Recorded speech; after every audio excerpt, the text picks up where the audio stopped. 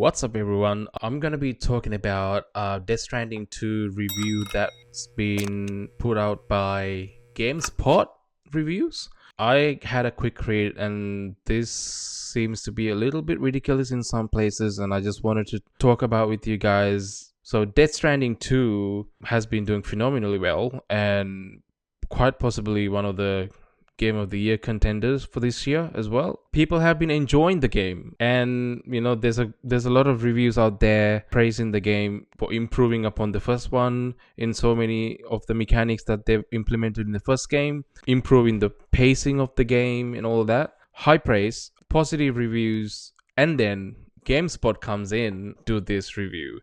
It says the director's cut empowered Sam by increasing the available tools and defend himself and navigate the world more easily compared to the base release of the first game. And then it saying that it favored more action, introduced more weapons, blah blah blah, which was great. It was great, and it balanced the gameplay more. Obviously, Death Stranding 2 doubled down on this and increased the presence of weapons, tools that Sam has access to, because you get more action encounters which are more balanced, even with the stealth gameplay. And I don't know, it's saying that it was a good thing here, and then again it says there's a more higher presence of weapons, even though Sam is trying to not influence Lou, who's the little baby, with violence, which is fair enough because it's a baby, so you don't want to be like violent. But then there's no game if you're gonna take that seriously in a game where you have to survive and you have to unalive people. And yeah, contradicting opinions here. This guy is saying that he spent most of his playthrough avoiding weapons and using different grenades and other tools as it was the more interesting solution, and that he's mad that the second game you have to use more weapons. I'm not sure why he's playing this game. I'm not really sure. It seems like he didn't have a good time playing the first one. And like I said in a previous video, if you didn't like the first game, it's very likely that you're not gonna like the second one, because it is more of Death Stranding. It's Death Stranding 2. It's not gonna be any different. I mean, it's more balanced. The pacing's improved, but it's more of first game. It's not going to be different. This is another one. It's talking about how connectivity part of the game has become more redundant in the second game, because you have these options to actually take vehicles. You don't have to put stuff everywhere to improve the navigation like you did in the first game. I don't agree with that.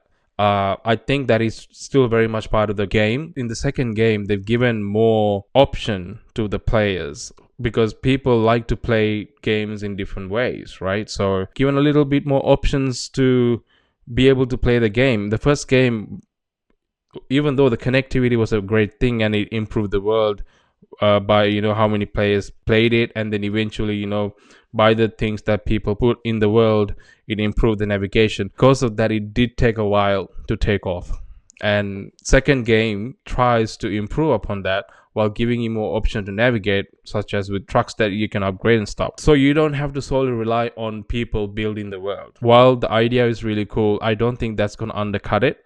I just think it improves and it gives more options. And this is the icing on the cake. This guy is very mad that apparently there was an unskippable photography minigame featuring the three women posing in front of camera. One of them has to take their shoes off. Apparently, this is a very bad portrayal of women.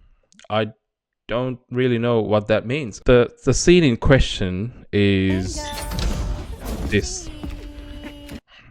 So they're doing photography. This is what they're doing. This is a mini game. Yeah, I know. I mean, it's Kojima cringe for sure. Kojima's crazy. He does this in every game.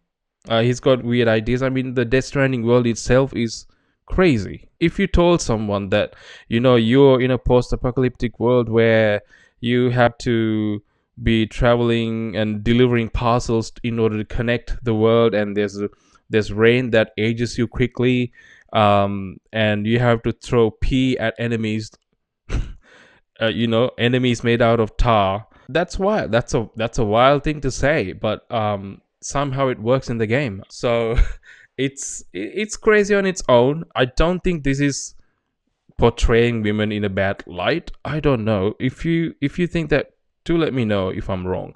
But I think that's a bit of a weird take on what happens in the game. They give it a 7. Friction is lost, rendering some challenges superficial. I'm not sure. And then questionable tropes around women.